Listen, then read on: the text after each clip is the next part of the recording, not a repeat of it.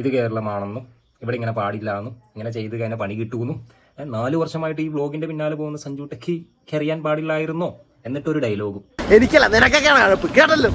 Already ജനങ്ങൾക്ക് കഴുപ്പുള്ളത് കൊണ്ട് ഇപ്പോൾ നിന്റെ കഴുപ്പ് നിന്ന് കിട്ടി അല്ലേ? ഇതിനൊരു മറുപടിയായിട്ട് എനിക്കൊരു കാര്യം പറയാനുണ്ട്. നമ്മുടെ സീക്രട്ട് ഏജന്റിനോട് ഇവൻ കാറിൽ നിന്നൊരു ഊക്കിയായിരുന്നു.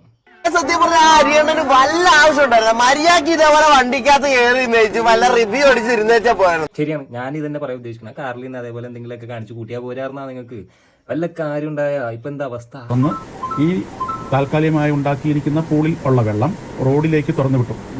ഈ റോഡിലേക്ക് തുറന്നു വിട്ടപ്പോൾ റോഡിൽ മറ്റ് മോട്ടോർ സൈക്കിളുകാർ അതുപോലെയുള്ള മറ്റ് കാറുകാർ ഒക്കെയുള്ള റോഡ് ഉപഭോക്താക്കൾ, റോഡ് ഉപയോഗിക്കുന്ന മറ്റ് യാത്രക്കാരുണ്ടായിരുന്നു. അവരുടെ എല്ലാം സുരക്ഷിതത്തെ ഗുരുതരമായി ബാധിക്കത്തക്ക രൂപത്തിലാണ് ഈ വെള്ളം തുറന്നു വിട്ടത്. നാരായൺ വിവരങ്ങളുമായിട്ട്. രഘു, യൂട്യൂബിൽ വൈറലാകാൻ റീച്ച് കിട്ടാൻ വേണ്ടി ഉണ്ടാക്കുന്ന കണ്ടന്റ് ഉണ്ടാക്കാനുള്ള ശ്രമങ്ങളാണ് ഈ കാണുന്നതൊക്കെയും അതിനുള്ള അഭ്യാസ പ്രകടനങ്ങളാണ് ഇതെല്ലാം. ഇപ്പോൾ മോട്ടോർ വാഹന വകുപ്പിന്റെ നടപടി എങ്ങനെയാണ്?